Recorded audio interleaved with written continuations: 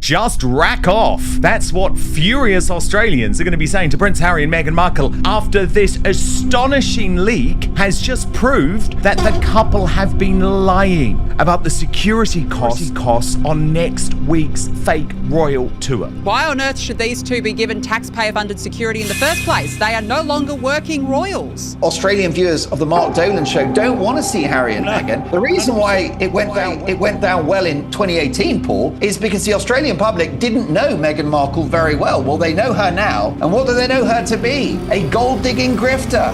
And they're not interested. And they've raised a petition in Australia to say, look, if they do come, free country, but if they do come, they come. 40,000 Australians didn't wake up one morning and decide to sign a petition for fun.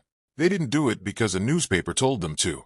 They didn't do it because some royal commentator gave them a nudge. They did it because something finally cracked open. And once it did, it couldn't be sealed shut again. The petition banner says it in plain English. We don't want you here. Not subtle. Not diplomatic. Not the kind of language you put on a change.org page, unless you mean every word of it. And right now, as Prince Harry and Meghan Markle prepare to fly into Australia on what their own team is calling a private trip, not a royal tour, they want that very clear. That petition is still climbing. 40,750 signatures.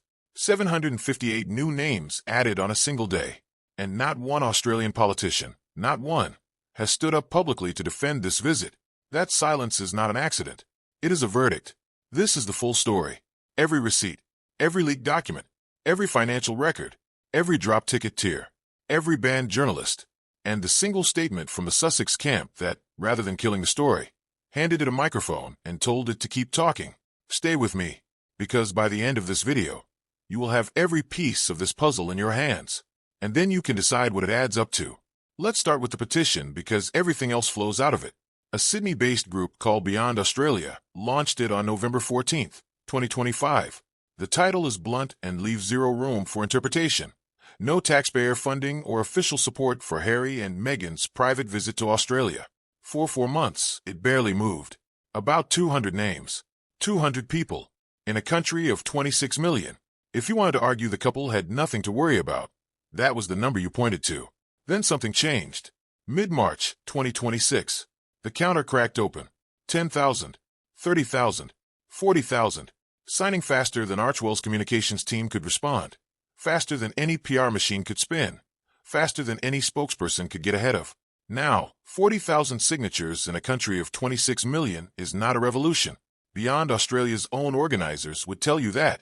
No serious analyst. Let us go back to what Bauer already revealed in Betrayal. But here's Camilla's 6 words. 40,000 Sentiably brand audit. That every the Johnny Depp comparison made at 40,000 feet. Haven't seen it. Sophie Chandaka telling Harry directly that his wife had destroyed his earning power. Each one of those revelations landed like a hammer. But today begins exactly where that story left off, because there are questions that remain completely unanswered. And those questions are now migrating from the fringes into the mainstream in a way that cannot be undone. Consider the record of Sussex responses over the years. Piers Morgan criticized them in print. Samantha Markle did the same. Valentine Lowe wrote an entire book. Thomas Markle Sr. spoke publicly for years. The response from the Sussex camp, silence. Tom Bauer published Revenge in 2022, accusing Meghan of social climbing, manipulation, and calculated image control. They said nothing when Omid Scobie's Endgame accidentally leaked the names of 2 senior royals accused of racism. They're not interested. They've raised a petition saying, look, if they do come, free country, but they're coming as private citizens.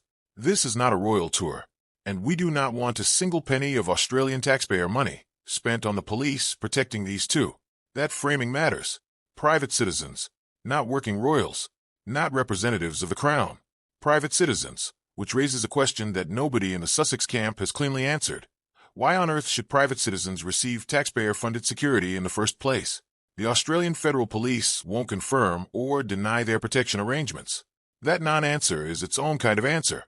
Somewhere, someone is footing the bill for keeping public order around these two. The petition wants to know who. The government agencies are pretending they've never heard the question. And Archwell's response, which we will get to, and it is extraordinary, did not address it. The silence from Australian politicians is louder than the petition itself. You don't stay quiet about a visit like this unless going on record feels more dangerous than staying off it. To understand what this trip actually is, you have to understand what the 2018 tour actually was. October 17th, 2018, New South Wales. Prince Harry standing in actual falling rain, no umbrella, speaking to drought-stricken farmers at a free event, open to anyone who could show up. Thousands came. The words that day, recorded on camera and still circulating 8 years later. You must not silently suffer. Asking for help was one of the best decisions I ever made. That Harry, in that rain, talking to those farmers, that was the moment Australia adopted the Sussexes. Not because they were royal, though that was part of it, but because they were accessible. Free events, every one of them. Opera House, Bondi Beach, Dubbo in the rain. 76 engagements across 4 countries in 16 days. The Queen's state-funded tour, publicly funded and publicly available. A 5-year-old boy named Luke Vincent hugged Harry on camera in Dubbo. Australia adopted that image as national memory. People cried in crowds. The couple's welcome in 2018 rested on one fundamental belief. Australia loved them, no questions asked. That belief, according to commentator and author Kinsey Schofield, just died on a petition page. And as Schofield put it on the Mark Dolan show, directly and without softening. The reason it went down well in 2018 is because the Australian public didn't know Meghan Markle very well. Well, they know her now. Fast forward to April 2026. The same Harry. The same mental health topic. The same country. Completely different architecture. Now the leaked operational planning document. The one that Liam Maguire, the Sussex's own chief communications officer, quietly shared with selected media on April 9th. Lists the following itinerary. A children's hospital visit. One Invictus Australia event on Sydney Harbour, a women's homelessness shelter, an AFL club in Melbourne, a rugby match in Sydney, and a brief visit to Canberra without Meghan. And then this, buried in Maguire's own document, in the document's own wording. There will be no walkabouts in Australia. Not one. Not in Sydney. Not in Melbourne. Not in Canberra. The reason given, due to the security costs of keeping public order. Read that again. The security costs of keeping public order. In 2018, on the Queen's publicly funded royal tour, hundreds of thousands of people turned up and nobody called it a security crisis. Now, in 2026, the couple's own operations document is preemptively explaining why the public cannot get anywhere near them. As commentator Mark Dolan put it, protect the public from what exactly? The few people that might turn up to see Harry and Meghan. I don't think they're going to have particularly nice things to say. But that's all it's going to be. A boo here and there. So what? They've got police protecting them from people booing? And another commentator's response to that, live on air, said it in 4 words. This is all to protect their ego. Notice also what is not on Maguire's list. The retreat. The $2, $6.99, ticket wellness weekend at the Intercontinental Coogee Beach. Maguire's own team left it off the official itinerary entirely, treating it as a separate commercial event. The couple's own communications office drew a line between the charitable engagements they want photographed and the commercial event they want kept at arm's length. That is not an accident of scheduling. That is a deliberate communication strategy. And it tells you precisely how the Sussex camp views the retreat, not as a public good, but as a business arrangement they would rather not have listed next to the children's hospital. Now we get to the Melbourne event, and this is where the story starts picking up speed. April 15th to 16th, 2026, Melbourne Park. An event called the Entourage Psychosocial Safety Summit. Prince Harry is the headline speaker. The summit benefits Lifeline and ARM, a real and respected suicide prevention charity. Nothing in what follows is an attack on that charity or its work. What is in question is the architecture of the event itself. Specifically, what happened to the ticket prices 9 days before showtime? When the summit launched, the pricing structure was this. Platinum seats at $2,378 Australian. Gold seats at $1,978 Australian. Premium pricing, as you'd expect for a major keynote speaker and a corporate wellness event in Melbourne. Then, April 6th, 2026, 9 days before the summit, the organizers quietly added 2 entirely new ticket tiers to the booking page. A delegate pass at $997 Australian. A virtual pass at $498 Australian. The delegate tier undercuts the gold ticket by more than 50%. More than half price. 9 days out. Now, no official ticket sales data exists. Neither the summit organizers nor Harry's team have publicly commented on this pricing restructure. But IB Times UK flagged it openly. And when you add the context, that Harry had already been brought in as a replacement speaker after Deepak Chopra's name surfaced in Epstein-related files in February 2026. A picture starts to form. Paula Frolic at Inside Scoop Substack reported that Harry was pulled in as what she called, using her exact phrase, more of a Hail Mary. The original headliner gone under the worst possible circumstances. The replacement announced.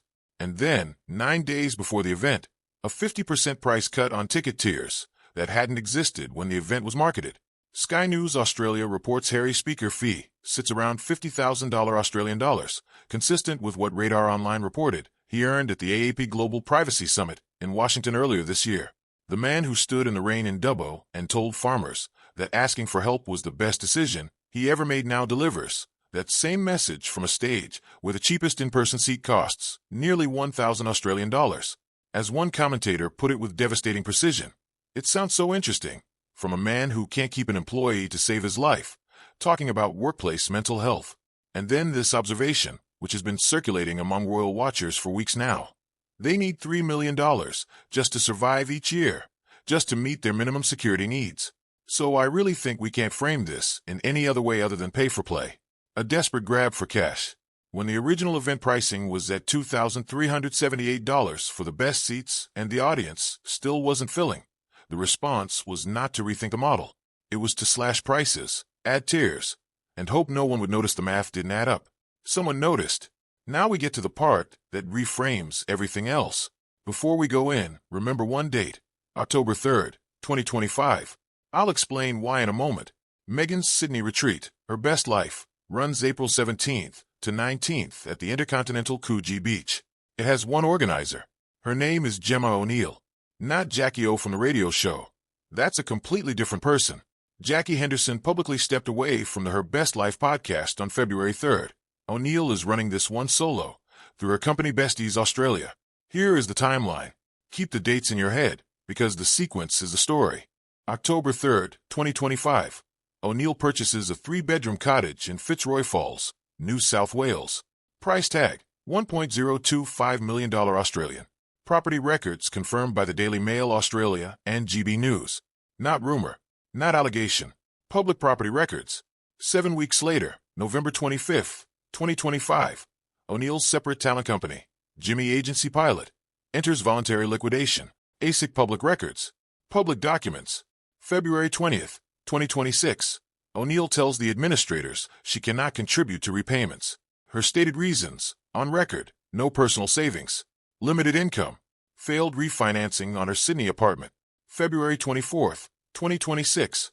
Grant Thornton, Australia files the statutory creditors report. The numbers are stark.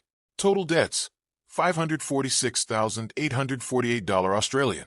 Of that total, $543,548 Australian, virtually the entire debt, is owed to the Australian Taxation Office. But the report doesn't stop there. The administrators flagged a 7-figure commission payment to an unnamed key client that, in their own written words, was not supported by any documented loan agreement, commercial consideration, or demonstrable benefit to the company. They also noted that the agency may have been insolvent as far back as December 2024. 7-figure commission. No contract. No documentation. No stated purpose. 2 weeks after that report, March 11th, 2026, O'Neill announces Meghan, the Duchess of Sussex, as the headline speaker for $2, $6.99 Australian ticket retreat.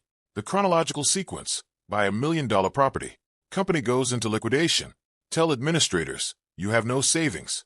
Owe the tax office $500,000. 2 weeks later, announce $2, $6.99 ticket event headlined by the Duchess of Sussex. Now, and this matters, Besties Australia and Jimmy Agency Pilot are 2 separate legal entities on paper. Any suggestion that retreat ticket money is literally flowing to cover creditors of Jimmy Agency? That is a question, not an accusation. A News Nation source framed it with exactly the right precision. The question writes itself. Who is actually financing this event, and where does the money go? O'Neill has not answered that publicly. Around the same time she announced the retreat, she deleted her personal Instagram. A woman named Margaret in Melbourne, watching all of this, is allowed to ask out loud what Archwell apparently did not ask in private. Who exactly did Meghan's people vet before they said yes? Because here is what $2,699 Australian actually buys you at the Intercontinental Coogee Beach Retreat. 2 nights accommodation, a gala dinner, a disco, Saturday lunch, yoga, sound healing, meditation with Gemma O'Neill, and, in the standard package, a conversation with Meghan at the gala dinner, and a bed, which you share with a stranger. If you're traveling solo to a $2,699 empowerment retreat, you are sharing a room. The only route to your own bedroom is the VIP tier at $3,199 Australian. Ocean view, goodie bag, photo with Meghan. Empowerment, apparently, has a room-sharing surcharge, as one commentator put it on air, and the phrasing has stuck. Morning yoga classes, sound healing, a manifestation session. What the hell is that? Meghan is trading trash for cash at this point. Seriously, she is. And then 7 News sent in a journalist, Ariana Pesky, a reporter for 7 News Australia, paid her own $2,699 Australian out of her own pocket as a genuine paying customer. She then asked, as any reasonable person would, whether she could have her own room rather than sharing with a stranger. She also requested a tax invoice. Standard, basic, the kind of thing any attending professional would ask for. That's when the organizers realized she worked in media. Refund issued on the spot. Access revoked. The reason given, no media permitted. Here is the problem with that. There was zero disclosed eligibility restriction on media professionals at the point of sale. None. When Pesky purchased her ticket, no terms and conditions told her that holding a press credential made her ineligible. She paid $2,699, received a confirmation, and was then walked out the moment her profession became known. Pesky wrote the entire episode up for 7 News magazine on April 9th, emails included. The story ran, "The organizers have not publicly responded. The question that hangs in the air, and that several commentators have asked explicitly, is what the organizers were trying to prevent a journalist from seeing. Empowerment retreats are not typically invitation only for paying customers. Wellness weekends do not generally come with embedded media bans that aren't disclosed up front. If the event is exactly what it says it is, an inspiring weekend of connection and growth, why does the presence of a journalist with a press card change anything? As one commentator observed, if you're an online fan of Meghan, you're more than welcome to come. But if you're a professional woman who happens to work in a media career, we'll take your money. Then we'll kick you out." And now the sold-out status. Mid-March, the Besties Australia website read, "Ticket allocation now exhausted. Sold out. Done." As of this week, it reads, "A handful of additional rooms just released." One Reddit user caught it. The phrase they used, "This is practically begging people to sign up." Others noticed that the retreat dates had sat unavailable on the Intercontinental's own booking system for weeks, which suggests the room block never fully moved in the first place. The hotel's calendar and the retreat website's sold-out banner were telling 2 different stories. Royal commentator and journalist Kinsey Schofield drew the contrast explicitly, and it is worth repeating. Gwyneth Paltrow's Goop event in 2023 was basically an influencer blackout. Every major name wanted to be there. The buzz was real. The difference with Meghan is that there is nothing. No excitement. No build-up. No one of note willing to say publicly that they are going. It's almost like people don't want to be associated with her, because being associated with Meghan Markle right now is bad for their brand. When your sold-out status quietly becomes a handful of additional rooms just released, and your headliner's own name has become brand toxic for anyone with a public profile, the retreat is not what it was sold as. With all of that swirling, the petition, the ticket tiers, the Grant Thornton report, the banned journalist, the vanishing sold-out status, the Sussex scam broke silence on March 26, 2026. Daily Mail landed the statement first. Every other outlet cited them. The exact words of the Sussex spokesperson, "It's a moot point. The trip is being funded privately. So I'm not sure what this petition hopes to achieve." And then, and this is where it goes badly wrong, the spokesperson added a line about the ridiculousness of the petition, pointing out that 26.5 million Australians hadn't signed it, and that 99.9% of population who haven't signed must therefore agree with the taxpayer picking up the tab. The spokesperson then described this as another equally stupid assertion. In 2018, Harry and Meghan walked into Sydney, and the country ran toward them. A 5-year-old boy named Luke Vincent ran at Harry in the rain in Dubbo and hugged him, and that image became something close to national memory. People showed up in their thousands for free events. They cried in crowds. They lined the streets. In 2026, they're flying into a change.org petition that says, "We don't want you here." a retreat run by an organizer whose separate company owes $500,000 to the Australian Taxation Office and has a seven-figure undocumented payment flagged by administrators. A keynote that slashed its ticket prices by 50% 9 days before showtime. An audience told by Harry's own operations document that they're not even allowed to approach in the street. That's not a royal tour. That's a pay-per-view event masquerading as charitable work. The Sussex spokesperson called the petition a moot point. Beyond Australia replied with 5 words. Silence does not equal consent. 40,000 Australians signed. Not one Australian politician defended the visit. Not one agency confirmed who is paying for protection. Not one name of note publicly announced attendance at the retreat after the sold-out banner quietly reversed. The journalist who paid full price was walked out. The ticket tiers disappeared and reappeared at half price. The retreat organizer's Instagram account went dark. And inside the February 24th Grant Thornton creditors report, the document sitting in ASIC's public records right now for anyone to read, there's a detail that this video did not have time to fully open. A 7-figure commission payment. No contract. No documentation. No stated commercial purpose. Administrators' own words. No demonstrable benefit to the company. Put that detail next to Tom Bauer's betrayal. Put it next to the pattern he documented in that book. The pattern of how commercial relationships around these two get structured. Who benefits, and who ends up holding questions with no answers. That is the next video. And it goes further than this one did. We are working with public information. ASIC records. Change.org counters. 7 News reporting. Tom Bauer's quotes on the record. The Grant Thornton report. The McGuire operations document. The leaked pricing restructure. The refunded journalist story told in her own words with emails attached. What Archwell does with that information is the question that matters most. And right now, based on everything in this video, they don't seem to have read any of it. This is Star Spotlight. Stay with us.